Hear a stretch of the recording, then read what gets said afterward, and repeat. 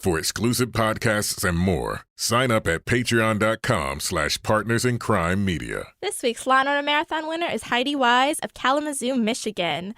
Heidi will win a marathon decal showing she watched 26.2 hours of her favorite crime show, which happens to be the original Law & Order. To be next week's marathon winner, sign up at lawandorderpodcast.com. I'm Kevin Flynn with Rebecca Lavoie and Jessa Nicholson Goetz, and these are their stories. You think you know who did it, but you don't know who did it. Law and order, law and order, law and order.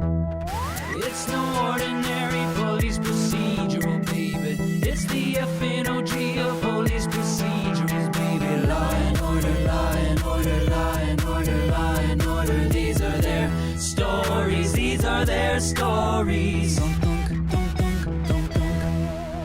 Welcome to These Are Their Stories, the podcast about network TV's most enduring crime franchise and the real-life cases that inspired their shows. I'm Kevin Flynn. Each podcast will break down an episode from either Criminal Intent, SVU, or Original Recipe, and today we're looking at SVU Season 18, Episode 17, Real Fake News. I'm on the Endless Truth website, and one of those endless truthers searching for clues found a real sex trafficking site on the dark web.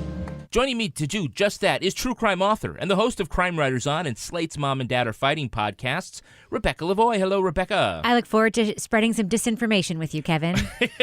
Why should this episode be any different? And rounding out our panel is our special guest from the Getting Off podcast. It's Jessa Goetz. How are you, Jessa? I am so good. Thank you so much for having me. I've been a huge fan for years, so this is... I live to mock sensitive crimes. So I'm very excited. Well, Jessa, for those who listen to your podcast, they know that you are an attorney. That's correct. Do you think that most people's understanding of how the justice system works is formed from what they see on TV? Oh, 100%. 100%. I have even in real trials had people stand up on the witness stand and say, "You can't ask me that. That's hearsay." Objection. And I'm like, that's not really your part. That's my part. Your part is to answer those. Wow. Well, did the things you see on TV inspire you to become an attorney? Or was it a higher calling? No, a little bit, okay? Because I'll own this. I remember being in high school and college and watching The Practice. Yeah. And I remember getting really choked up when they started to make money. So that was... They turned things around in season 3 or 4, I think. Yeah, where they started, and I was like, all right, that'd be fun. But I watched Law & Order, I think, from way back, from the Ben Stone Original Recipe days, too. And it definitely made it seem like this exciting life, Yeah. And so it probably did have a little bit of an influence. How often do Law & Order prosecutors make reversible errors? Oh, like 95% of the time. Like every time I'm like, and that's just felony witness intimidation. You are not doing anything at all that you're supposed to be doing. And I would also note that I think that criminal defense attorneys sleep with our clients maybe only half the time. Yeah. Oh, that's it, huh? I feel like the 80% of the time that is representative of female defense attorneys on SVU is just a scotch high. Well, then we usually do it this way, but I'd like to turn it around. Let's start with, who is your favorite prosecutorial team? Favorite Law and Order District Attorney Prosecutorial Team. So Jack McCoy will always be number one for me because he got me through law school with our drinking games of every time Jack McCoy takes the moral high ground, we'll all take a shot. So that really helped me finish those 3 years of my life. And App Carmichael is probably my second. That's my go-to. I love Carmichael. Yeah, I'm a McCoy Carmichael. And of all the franchises, which two cops are your favorite detective team? Favorite Law and Order Detective Team. It's got to be Munchin' IT. Or IT. IT's the computer crimes guy. Yeah. It was that stint Olivia did in Computer Crimes. She was only my favorite for that portion of her pregnancy. Then I went back to Ice-T. No, it's Munchin' Ice-T for sure. So, what's funny is, these are celebrity actors, and these characters, and we're like, well, then Benson came in, and then Munch followed up, and then right after that was Ice-T. All right, now let's look at the first half of this episode, SVU, Season 18, Episode 17, Real Fake News. Congressman Luke Bolton is waiting in Liv's office. He says ever since his emails were hacked, the web trolls have accused him of being part of a child sex ring at a Chinese restaurant. When Carisi and Finn check out the Coral Dragon to debunk the story, a guy dressed like Elmer Fudd walks in with a rifle looking to rescue the kids. The cops get the drop on him and take him into custody. And so ends another 7-minute episode of Law & Order Special Victims Unit. Of this restaurant, the internet is not letting this go. It claims that the Coral Dragon has this deep hidden basement that you guys just didn't look hard enough to find. There's no basement. Who believes this stuff? Nowadays, people are going to believe what they want to believe. In their attempt to find the source of the fake news, they meet Ron Duca, editor and sole employee of EndlessTruth.com. He says his anonymous source pointed out the hidden code within Congressman Bolton's emails to show a connection between the restaurant and a supplier with a past statutory rape conviction. While that doesn't pan out, Rollins finds a real sex trafficking ring on the web. Computer Crimes traces the ring and child porn back to the congressman, but they determine it was planted by a hacker. Feeling they can find the hacker and the child sex ring with Duca's computer, they take the publisher to court and win. But the next edition of Endless Truth has an expose featuring Benson and Rollins, implying their fatherless children were flesh payoffs from the kiddie prostitution ring. Okay, so we start this episode with Liv.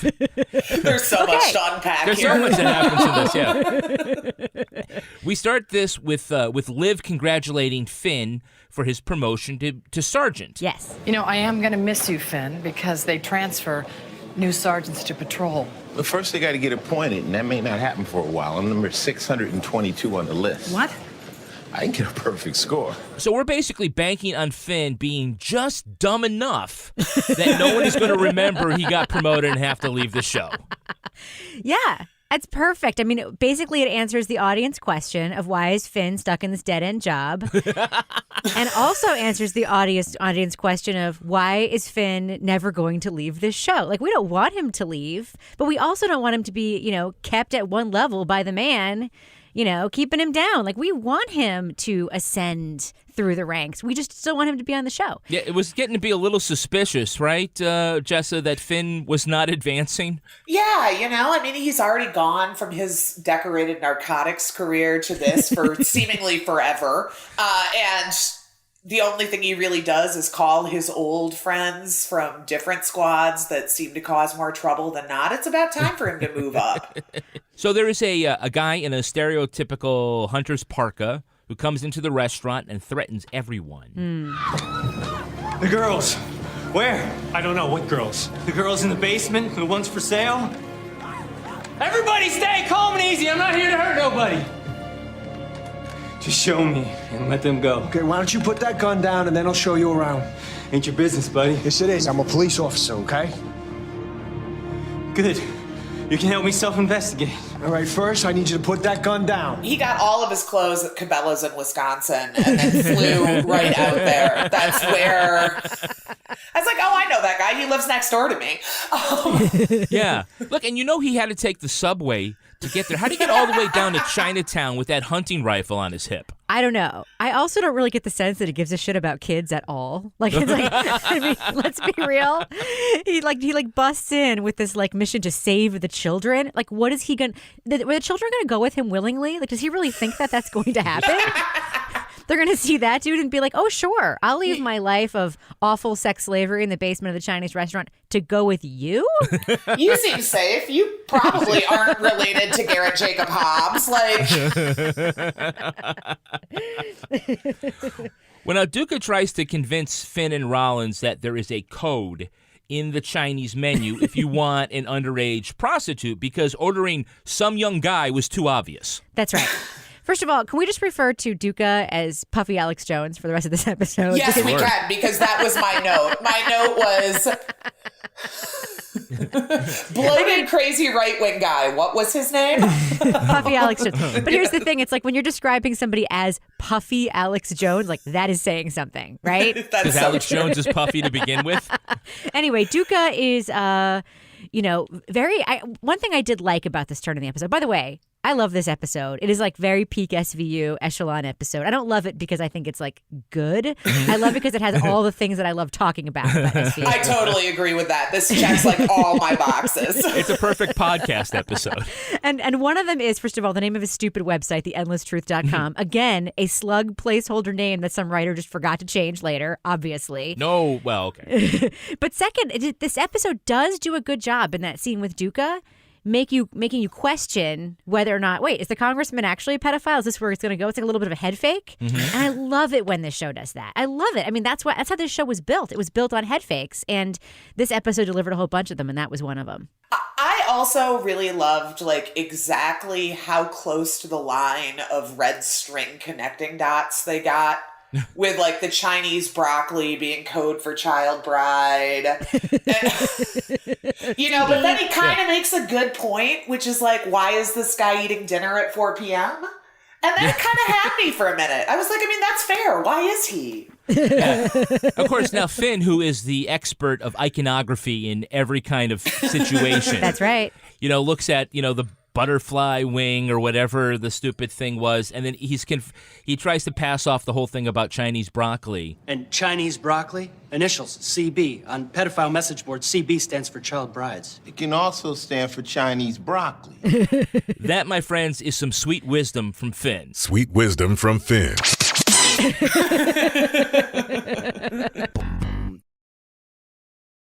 We have a Hey, It's That Guy. Hey, it's that guy. We do? Yeah, can you recognize the actor who plays Ron Duca? Puffy Alex Jones? Puffy Alex Jones. Anybody? No. No. This isn't over. You're attacking the wrong journalist. Okay, watch yourself, Mr. Duca. You're going to be back in court as a defendant. Is that a threat? Yeah. Well, as long as I know the rules of engagement. Okay, that's Patch Dara. He's been in The Path, Everything Sucks, and he has hit the Law & Order trifecta. Really? On all 3 shows. He has an upcoming role in the new scripted series about Fox News. He's going to be playing Sean Hannity. Perfect. Right? So this was his rehearsal for that, then. He probably submitted that reel. He goes, here's my audition. I'm a journalist. Just darken my hair a little bit. He doesn't need anything fancy. It's just him and his microphone against the world. That's right. It's endlesstruth.com. It's perfect. Now, who is the actor playing Congressman Luke Bolton? I don't know. Anyone know? I'm bad at this. Okay. That actor's name is James Waterston. You know him from Dead Poets Society. He played Milk Toasty Pitts. Sure. He was the third boy to stand on the desk in the Captain My Captain scene. Of course he was. He's just following along. Just following along. But facts don't seem to matter nowadays. It's fake news, but a lot of people seem to believe it. That was it's hard to recognize him because that was 1989. Right. But he's also known as son of Sam Waterston. Really? Yeah. Well, that's exciting. He has had 4 appearances, including as the dad in the episode Inconceivable that we had with Carvel Wallace was our host, the one with all the embryos were stolen, another SVU classic. Yes. Was one of those embryos the teenage daughter that he says that he has in this episode that could make him possibly not be a pedophile because he has a teenage daughter? Could have been. The worst non-pedophile experience in the history of the world. I can't be a misogynist. I have daughters. That's right. And you're like, literally 100% of pedophiles have a relationship to a female in their life. Like, exactly. 100%. I have daughter, a mother, sister. Like, you have to have one. That's how biology works. And I'm looking to adopt 7 or 8 more. That's not suspicious, is it? Yuck. Okay, so they want to subpoena Duca's computer. First, where the fuck is Barba? Yeah, seriously. This was his week off? Good question. Excellent question. We have like earnest prosecutor who's trying really hard to remember her lines, where she's like over enunciating every courtroom word there is just to get it right, where she's like, in the United States versus Sterling, the court held So long as a subpoena is issued in good faith based on the legitimate need of law enforcement, the government need not make any special showing to obtain evidence, criminal conduct from a reporter in a criminal proceeding. This is outrageous. The Supreme Court in United States. You're like, girl, calm down. That's true. I mean, there's an excellent chance, let's be real, that like Raul Esparza maybe had a show in previews or something that just didn't make it to Broadway, which is why he was able to come back and, complete his time on SVU. Well, this character, this assistant DA has had an appearance in like once a season since like season 12. Huh. So this must be like... She's backup. She's backup because that attorney's, whoever's playing that, does have something else to do. To be fair, she is in the place that the little dun-dun caption just calls motions court with no other explanation. Motion. We have a special room for that. It's down the hall. Look for the sign that says motions court. What the hell is motions court? It sounds like the gym that they have in the basement, right? Motions court might be in the basement of this Chinese restaurant. I mean, I don't know. Oh, it doesn't have a basement. Remember? False flag. Okay, the judge rules that the police can take the journalist's computer despite his claim of privilege. Right or wrong? Right. Wrong! No way. Well, that's assuming that he's Jesse, actually... you're going to lose every case you do from now on. Well, that's assuming he's actually a journalist, which... Well, we are not getting into who's a journalist and who isn't. I understand, but that was... I'm saying that guy's not a journalist. Oh, all right. That's the whole point My head of is this on episode. a swivel here. That was the whole point of this episode, is that you can't... So was this about guy Chinese is... broccoli. This guy is using... He's calling himself a journalist he's got a for privilege. this reason. Yeah. He's using it so that he can do whatever he wants to do and so that he can make money off of lies, like literal lies that he knows are lies. He's not reporting anything. He's literally making stuff up. All right. And Can I go that's to the person who actually knows something about this? Sure. Jessa? And, well, here, if you want the Plead boring... your case. If you want the boring legal answer, first of all, federal circuits are... Yes, but you have to enunciate it very clearly, like that attorney. Well, her answer was, young girls are being exploited as we speak, which is what the winning argument was in the show. The real winning argument is that we're not all even remotely settled on reporter's privilege, let alone how we define a reporter, and the federal circuits are split on that. And it would be massive litigation that would take probably a long time to figure out. Yeah. But girls are being exploited, so charge on. Let's get that. I believe that. Yeah, it's usually state laws that govern shield laws and privilege and things like that, and you can make a claim, but a lot of times journalists just end up going to jail because they kind of lose that. Right. But I think... Well, and I think it gives them cred to be like, no, fuck you. Sure. Oops, sorry. Yeah. No, Rebecca cool. swears. We swear it's on the okay. show. Oh, yeah. Yeah. And by the way, I actually agree with you, Kevin. Like, I don't think journalists should have to give up their stuff, but in the fake conceit of this fake episode, totally he should have had to give up his stuff. Yes, totally. exactly. Well, that gets us into the sort of the next plot point here, Yes. where now he's upset, and then he has this expose from Endless Truth about Benson and Rollins. Mm-hmm. How to explain SVU cover-up of Coral Dragon sex ring detectives Benson and Rollins. Both have fatherless babies of unknown origin. Human flesh payoffs from sex ring to look the other way. What do you think? I think this guy needs his computer shoved down his throat. Now, I'm going to say that the photos of them playing with their kids are bullshit because neither of them get home during the day. And it would have to be at night, and they're like, hi, I'm in the park. Okay, couple things here. All right. The slug line, they have fatherless babies of unknown origin. Beauty. Because for real, that's a little bit true about these two babies. So, yeah, I mean, the whole time looking at that, I'm like, listen, I don't think it's fair game. I don't think a real reporter would do it. I think it just points to him not being a real reporter. But also, we only know who the fathers of these two kids are because we watch this stupid show. They don't tell anybody who the fathers of those two kids are, ever. Yeah, Jessa, her unit actually did kill Noah's father and send his only living relative to jail for kidnapping. So maybe Duke is onto something. It is kind of true. And the thing was right before that in the courtroom, like in the halls of the court, they have this like epic back and forth where, of course, he's pro se because this guy would never like hire a lawyer to argue his case. No, he knows the Constitution very well. Yeah. So he comes out and is screaming, "This isn't over," and Liz is like, "Careful, you'll be back as a criminal defendant." Which I was like, sick burn, Liv. Good job. Now let's look at the second half of this episode.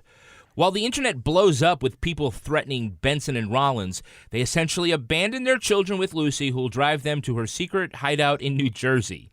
While Duca is claiming that there's corruption in the NYPD, the detectives arrest him on 0 charges, and Liv threatens to rip the guy's dick off. Your people even supposedly talked to that child rapist, Ronald Fleming, but instead of investigating that, you're making empty threats against me. Stalking? Kidnapping? You can trust me right now. Those threats, not empty. They find the hacker who says he was paid to plant kiddie porn on the congressman's computer.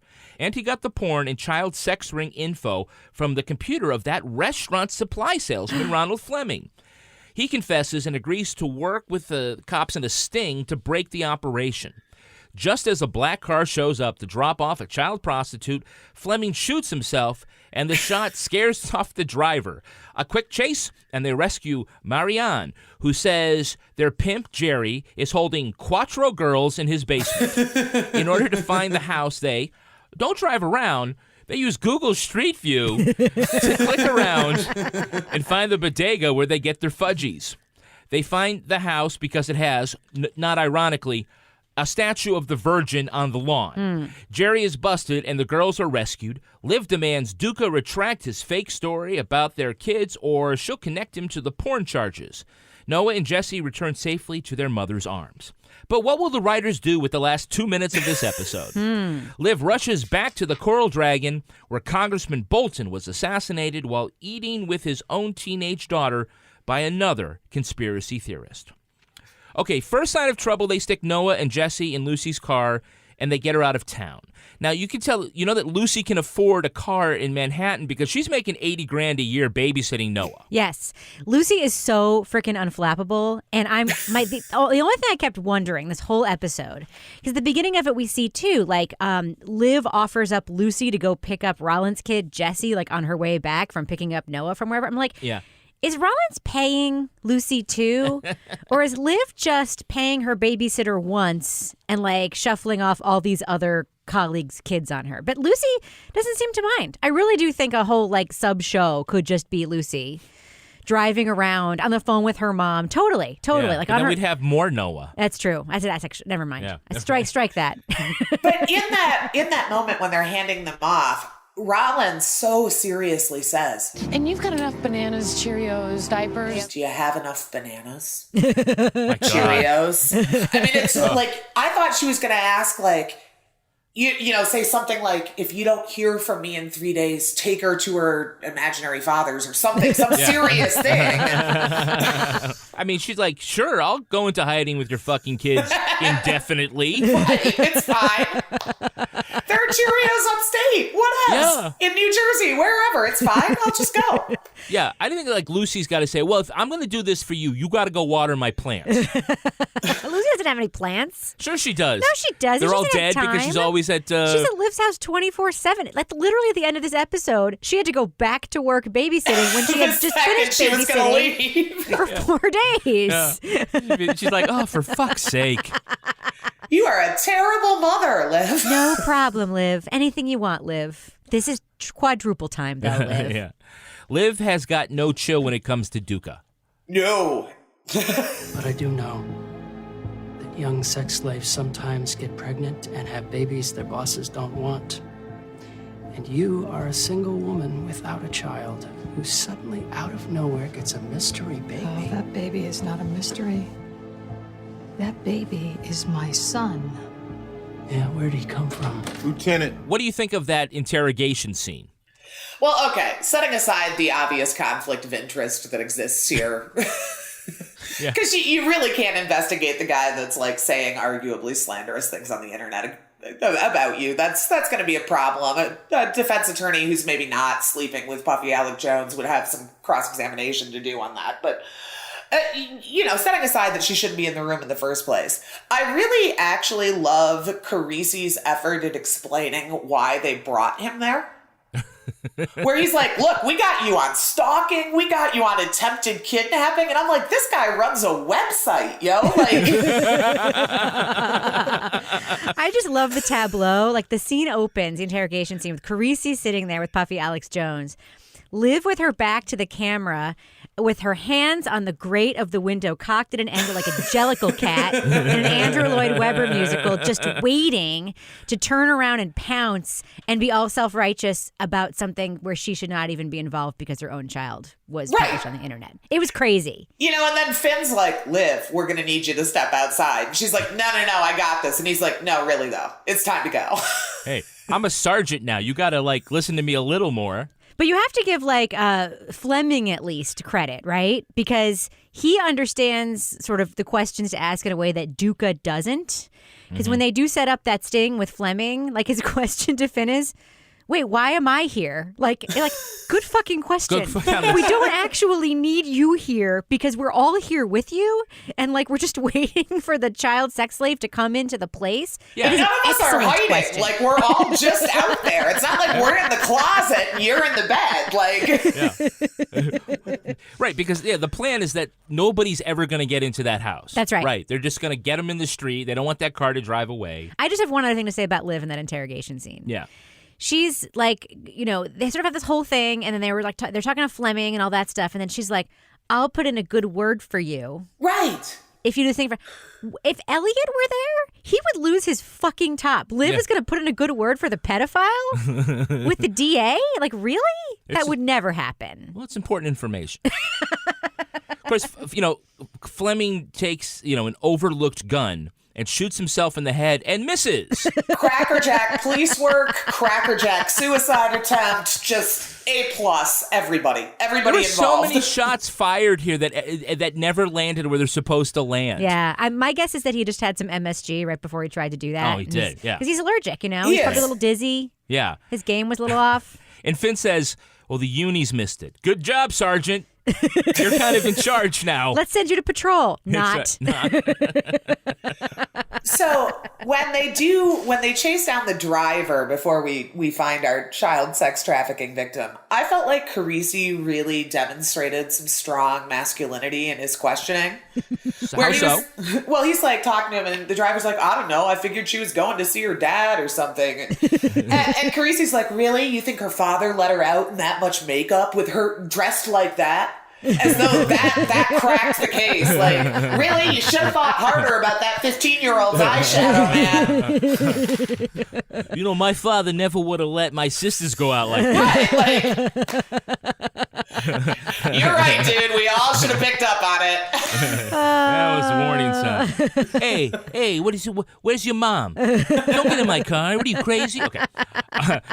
Rebecca, tell me your thoughts on the interrogation scene with Marianne. Oh, with Liv talking to Marianne on her beautiful office furniture, like Ethan Allen couches that she apparently keeps in her office. Jerry me da $50. I give it to the driver. He take me to a man.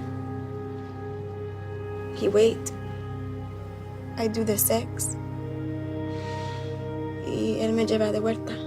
He take me back. Liv is talking to her, and Marianne does that incredibly stupid TV trope thing when there's a person who speaks a foreign language, and they have them say a whole sentence in Spanish and then a whole sentence in English, which clearly demonstrates that they speak English perfectly. But the fact that they just said a sentence in Spanish is supposed to make us remind us that they're foreign. Right. Well, why do they all know English except for the simplest words? Like quattro. Yeah. It's I think they Benjamin Button the English language, right? They learn all the important stuff, and then they can't get down to the little stuff like, we are captured by a scallywag who is holding us near a proton accelerator where we live in a perpetual state of ennui that is no bueno. In order to find the brothel, they have to use Google Street Map. Yes. My favorite tool, by the way, for going and seeing what people's houses look like when they tell me their address and where they live. Anything? It all look same. It's okay. You keep looking, all right? Espera, wait. We get fudgies there. Fudgies? There. Cuando traemos buen dinero, bring good money, Jerry take us to buy fudgies. Como helado, like ice cream. Yes. Believe it or not, I actually kind of thought this was kind of a good use of resources and sort of realistic. Like, they never use that stupid huge screen for anything that makes sense. Yeah. And this time it sort of made sense. It was like, let's orient you without sending out a bunch of people who are like probably working overtime at this point and a bunch of squad cars and whatever. We have this tool. Let's use it. And even the little Google logo was in the corner. So you got to wonder if that was like some weird product placement situation. We use Google Street View when we're trying to figure out like what shady ass strip mall somebody got a blowjob in. Yeah, right. But that's You put it in the 3D so you can get down real close. yeah. Or we're like, is that next to the dry cleaners or is that like? Let's take the drive from Mar-a-Lago to that massage parlor. Let's do Street View. But that's because we are like lawyers that work in basements. Like we're not the NYPD. Like they should have something else. So like after everything happens and they arrest Jerry and the girls are free, Benson goes to Duca. If you ever post another word about my son or Detective Rollins' daughter, I will make it my life's mission to connect you to that sex trafficking ring that we just busted. Now my question is, if you can do that, then I guess maybe he actually did do that. So why not just arrest him then? Because that also solves the problem. Also, isn't that illegal, telling somebody that you're going to press charges against him? I don't know. Yeah. Let's go to the attorney.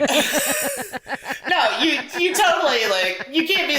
No, that's just not a thing. I can't even find legal words for it. No, you cannot do that. You absolutely cannot do that. Oh my God, the most unbelievable shot in that rescue scene was when they pull the close up on the wall behind where the girls are all in that stupid bed together.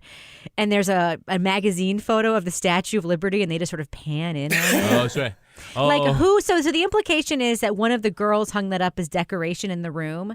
Why the fuck would she hang that up after she had been tricked and had been taken to this child sex ring house? Is she still going to be celebrating liberty and what she stands for? Because the writer's room wanted a deeper symbolism. Oh, okay. So wait, is that the symbol that once they were rescued from that room, they were 100% definitely going to be deported by the Trump administration? I took it as that they had a dream of coming to America for something good, and they got sex instead. Yes, they had to do the sex, which also was a term. They had to do the sex. That was also a term from the writer's room, because I know one of them's like, hey, that's what my Puerto Rican girlfriend calls it. The sex. The sex. I don't want to do the sex, so it's absolutely real. So in the end, Benson goes into the restaurant to see the dead congressman. He's flat on the floor. Which was a plot twist. A plot twist, right? And they are questioning the daughter, who is just sitting right behind the body, like turning around. Is that my dad? Like, why would they do that there? They had questions. They had questions. It was important. I mean, the real hero of this episode is Mr. Lee. I love Mr. Lee. Mr. Lee is a badass. I loved Mr. Lee, too. This is out of control. Who's going to come eat here now? Well, we'll get the precinct to provide security, but hopefully this is a one-time event. From beginning to end, Mr. Lee is like, everyone thinks it's a child sex ring here. Look in my mop closet. There is no basement. That is literally a cinder block wall. It's not fake cinder blocks. It's real. He's not afraid to confront the Elmer Fudd dude. He's obviously a nice enough guy that the congressman wants to help him out by making the gesture of goodwill. But the other thing is, if that's what the congressman was trying to do, like let people know it's okay to eat there, like where was the media? Like where was all the stuff that the congressman would have done to go along with that, right? Yeah. Why? I didn't really even understand how that was supposed to do anything except fuel endlesstruth.com. Right. That's exactly. right. Like, are you really telling me that they wouldn't have just said, look, there he is again, ordering more Chinese broccoli. He brought his own daughter here this time. Well, let's take a look at the real-life story that inspired this episode. It's time for Ripped from the Headlines. You think you know who did it. You think you know who did it. But you don't know who did it. You don't know who did it. Ripped from the headlines. This episode was inspired by the bizarre Pizzagate incident in the waning days of the 2016 presidential election. Reading those hacked Democratic emails released by WikiLeaks, alt-right activists said they found coded messages for a child sex ring run by Hillary Clinton. Crackpots later connected the imaginary sex ring to a pizzeria in Washington, D.C.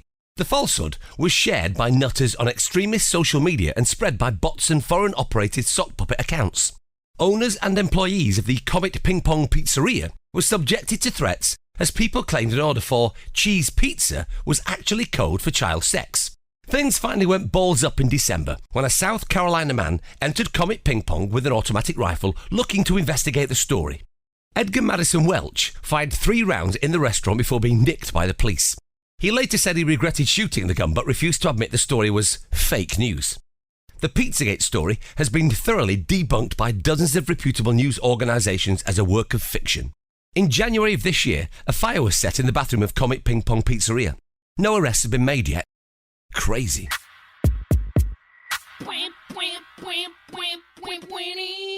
There were a lot of, real cues from the story in the episode. Like, there was no basement at all, the Comet Ping Pong, for a sex ring to even be there.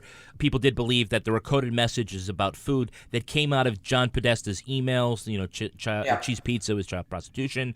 The employees, they were also harassed, as well as other businesses in the neighborhood. And it's also a concert venue, so the bands who played there were also targeted. Those bands include Heavy Breathing and Sex Stains. Oh, God. Wow, so I'm saying sure. those bands, You can't make that shit up. Those bands did not really help end the controversy. The controversy, you mean? The controversy, yes. Dear God. Yeah, so this just went crazy on social media. Other outlets picked it up, including InfoWars. Alex Jones eventually had to apologize for his comments on Pizzagate, which is something that he doesn't do. I was going to say, which really tells you what a low that must have been. Which one of his advertisers made him do that, you think? All of them. Seriously, One of them. when the guy that thinks Sandy Hook was, crisis actors has to apologize about something, it must just be the falsest thing that has ever been said. Right. Well, actually, I believe that the restaurant owner brought a libel suit against Jones in the state of Texas. And so in Texas, you have to respond in 30 days. And so I think he did that to kind of end it, and he took some stuff down off of his website. It's like these odd coincidences, again, like sort of the logos and the things like that. They say, oh, well, it looks a bit like the real thing. But you can make up that documentation. Yeah. This is the thing. This is like I've followed these kinds of things sometimes. I mean, first of all, right now I'm obsessed with fake Melania, which is a different kind of story, right? But it's a body double? Yes. Okay. And by the way, check your Twitter because it's super fucking interesting. That is my conspiracy theory that I get down the rabbit hole of. But what happens is when you find something like this that's intriguing to some people, right? Mm-hmm. And that's a dumb one, and that's why he's an example, because it seems like relatively harmless, right? Yeah. When you start going down the rabbit hole, you get linked to some blog, and then that links you to some subreddit, and then that links you to some other obscure website. Next thing you know, you're finding what you think is documentation of a thing, but basically you realize, it's these same people posting in all these different places, creating their own documentation, creating their own proof, and then sourcing to the proof that was created by either them or somebody that they, interact with. It's freaking bananas, Well, but you can retcon that. I mean, yes. All of it, really, that's how so much of sex crimes prosecution works, okay? Is that and this is my view because I defend sex crimes, but all of a sudden, the fact that you took a kid to get an ice cream cone 4 years ago becomes this evidence against you that you've been grooming them the entire time. And, in some cases, that's probably true. But in some cases, it's the same backwards reconstruction of evil, perverted intent that we're just obsessed with as a culture. Like, we just love to write it that there are sex perverts everywhere. I mean, we do. Believe it or not, Pizzagate was back in the news in Canada this month. There was a conservative politician, and he was asked at a town hall meeting about money the Canadian government donated to the Clinton Foundation that helped pay for the child sex ring. And the politician didn't correct him in this rambling question. He didn't say, I don't know what you're talking about? He didn't say talk. He answered the question about money. And Prime Minister Trudeau and a lot of other politicians are all over him. And the funny thing is, like, this was so Canadian because the guy, his question was, he wanted to know, how come the taxpayers get that money back? How come we were never thanked? How come they never sent a thank you card for all the child sex stuff that I absolutely know happened? What about us? Why pizza and not Tim Hortons? Yes, we have perfectly good pizza. So Comet Ping Pong. It's a hipster pizzeria, concert venue, and ping pong table bar. 2.5 stars out of 4 from the Washington Post. And it was also featured on Guy Fieri's Diners, Drive-Ins, and Dives. I want to know, which is worse, being the target of this conspiracy or being praised by Guy Fieri? Ooh. You know the answer to that question, Kevin. There's only one you can come back from. Also, I mean, if you are maybe a child sex ring place, shouldn't you have at least 3 out of 4 stars? I mean, what's taking the ranking down there? Is it is it unhappy actual perverts that went and realized it was just a pizza place? Or is it like ornery hipsters who are mad that they're, now people know the name of their pizza joint? Yeah, that's what it is. The Yelp reviews are horrible. No child sex ring here. 0 out of 10 would not recommend. Sucks. Sucks. That is going to do it for us. We want to thank our guest, Jessa Goetz. Jessa, where can our listeners follow you online? So you can follow me. I handle the Twitter account of the Getting Off Podcast. So that's at Getting Off Pod. We have an Instagram and a Patreon all under that name. There's a website, gettingoffpod.com. It's not very well developed. Rebecca Lavoie, how can our listeners follow you? I am at Reb Lavoie on Twitter and Instagram, and of course, at Crime Writers On at the same. And you can track me on Twitter at Kevin P. Flynn. You can also tweet to us at Law & Order Pod or follow us on Instagram at These Are Their Stories Podcast. Our newsreader was Cy Frater. Our theme music was composed and performed by Uncanny Valleys. Line editing by Henry Lavoie. Content assistance from Travis Roy. Lily Flynn handles promotions. To get ad-free episodes of These Are Their Stories a week early, sign up for Stitcher Premium. Get your first month free at stitcherpremium.com/crime. All clips in this podcast were used in compliance with the U.S. Copyrights Act fair use exemption for criticism and commentary. If you want to know what episodes we're talking about in our upcoming shows, go to lawandorderpodcast.com. Sign up for our newsletter for a chance to be our next Law & Order Marathon winner. These Are Their Stories was recorded in the Yoga Loft above the Bodega in Bay St. Louis, Mississippi studio and is a production of Partners in Crime Media.